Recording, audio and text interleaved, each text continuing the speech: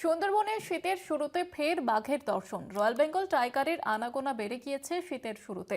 চলতি সপ্তাহে দুবার দেখা মিলল বাঘের। পর্যটকদের ক্যামেরায় ধরা পড়েছে বাঘের সেই ছবি।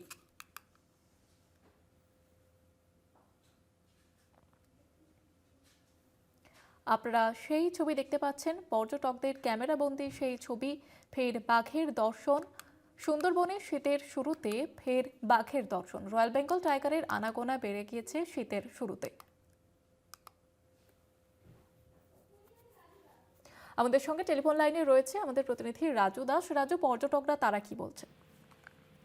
দেখো জয়িতা, পর্যটকরা আবারও কিন্তু জোড়া বাঘের সম্মুখীন হলো এবং তারা বেড়াতে এসে যথেষ্ট খুশি। শীতের শুরুতেই যেভাবে একের পর এক সুন্দরবনে পর্যটকরা আসছেন এবং বাঘের দেখা পাচ্ছেন তাতে যথেষ্ট খুশি।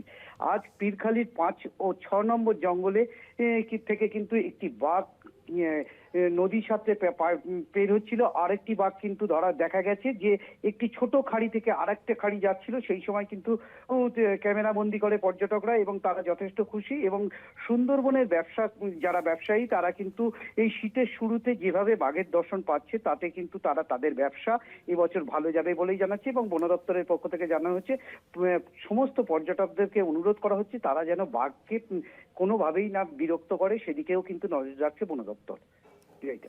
ধন্যবাদ জানাবো রাজু।